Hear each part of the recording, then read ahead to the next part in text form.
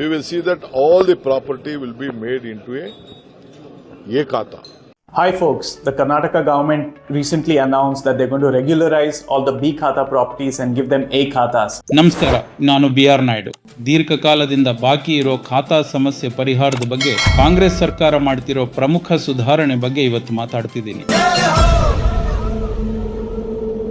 ತುಂಬಾ ವರ್ಷಗಳಿಂದ ಅನೇಕ ಕುಟುಂಬಗಳು ಹಳೆಯ ಸಂಕೀರ್ಣ ಆಸ್ತಿ ವರ್ಗೀಕರಣ ವ್ಯವಸ್ಥೆಯ ಬಗ್ಗೆ ಗೊಂದಲದಲ್ಲಿದ್ರು. ತೆರಿಗೆ ಪಾವತಿಸುತ್ತಿದ್ರು, ದಾಖಲೆಗಳು ಇದ್ರೂ ಸಹ ಖಾತೆ ನಿರ್ವಹಣೆ ಸಮಸ್ಯೆ ಆಗಿತ್ತು. ಈಗ ಈ ನಿಟ್ಟಿನಲ್ಲಿ ಕರ್ನಾಟಕದ ಕಾಂಗ್ರೆಸ್ ಸರ್ಕಾರ ಸ್ಪಷ್ಟ ಹೆಜ್ಜೆ ಇಟ್ಟಿದ್ದು ಈ ಸಮಸ್ಯೆಯನ್ನು ಬಗೆಹರಿಸಲು ಮುಂದಾಗಿದೆ. ನಗರದ ವ್ಯಾಪ್ತಿಯಲ್ಲಿರೋ ಬಿ ಖಾತಾ ಆಸ್ತಿಗಳಿಗೆ ಎ ಖಾತೆ ಕೊಡೋ ಮೂಲಕ ಕ್ರಮಬದ್ಧವಾಗಿಸ್ತಿದೆ. ಕರ್ನಾಟಕದಾದ್ಯಂತ ನಗರ ಸ್ಥಳೀಯ ಸಂಸ್ಥೆಗಳು ಸೇರಿದಂತೆ ಬೆಂಗಳೂರು ಹೊರವಲಯಕ್ಕೂ ಇದನ್ನು ವಿಸ್ತರಿಸಲು ಕ್ಯಾಬಿನೆಟ್ನಲ್ಲಿ ನಿರ್ಧಾರ ಕೈಗೊಳ್ಳಲಾಗಿದೆ.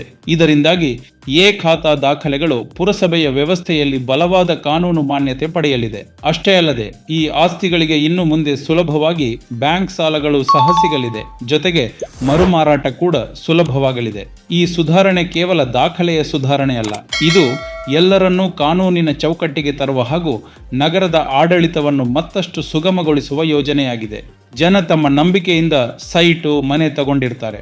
ಆದರೆ ಈ ಮುನ್ನ ಅವರು ಎಷ್ಟೋ ಸಮಸ್ಯೆ ಮತ್ತು ಸವಾಲುಗಳನ್ನು ಎದುರಿಸಬೇಕಾಗ್ತಿತ್ತು. ಆದರೆ ಈಗ ವ್ಯವಸ್ಥೆಯನ್ನು ಸರಿಪಡಿಸೋಣ, ಪಾರದರ್ಶಕತೆಯನ್ನು ತರೋಣ ಮತ್ತು ಪ್ರಾಮಾಣಿಕ ನಾಗರಿಕರಿಗೆ ಕಾನೂನುಬದ್ಧ ಮಾರ್ಗವನ್ನು ನೀಡೋಣ ಎಂದು ಸರ್ಕಾರವೇ ಕರೆ ನೀಡಿದೆ.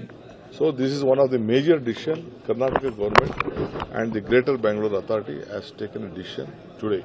ಈ ಖಾತಾ ಮತ್ತು ಆನ್ಲೈನ್ ವ್ಯವಸ್ಥೆಗಳ ಮೂಲಕ ಡಿಜಿಟಲೀಕರಣ ಕಾಂಗ್ರೆಸ್ ಸರ್ಕಾರದ ಜನಪರ ಕಾರ್ಯವಾಗಿದ್ದು, ಇದರಿಂದ ಮಧ್ಯವರ್ತಿಗಳ ಹಾವಳಿಯೂ ಸಹ ಕಡಿಮೆಯಾಗುತ್ತೆ. ನಾಗರಿಕರು ನೆನಪಿಡಬೇಕು, ಅಧಿಕೃತ ಪೋರ್ಟಲ್ಗಳ ಮೂಲಕ ಮಾತ್ರ ನಿಮ್ಮ ಆಸ್ತಿಯ ಅರ್ಹತೆಯನ್ನು ಪರಿಶೀಲಿಸಿ. ಯಾವುದೇ ಏಜೆಂಟ್ಗಳಿಗೆ ಹಣ ನೀಡಬೇಡಿ. ಹಂತ ಹಂತವಾಗಿ ಸರ್ಕಾರಿ ಪ್ರಕ್ರಿಯೆಯನ್ನು ಮಾತ್ರ ಅನುಸರಿಸಿ. ನೀವು ಬಿ ಖಾತಾ ಆಸ್ತಿ ಮಾಲೀಕರೇ, ನೀವು ಎ ಖಾತೆ ಪಡೆಯಲು ಪ್ರಕ್ರಿಯೆ ಪ್ರಾರಂಭಿಸಿದ್ದೀರಾ? ಕಮೆಂಟ್ ಮೂಲಕ ನಿಮ್ಮ ಪ್ರತಿಕ್ರಿಯೆ ನನಗೆ ತಿಳಿಸಿ. ನಮಸ್ಕಾರ. ಜೈ ಹಿಂದ್, ಜೈ ಕರ್ನಾಟಕ.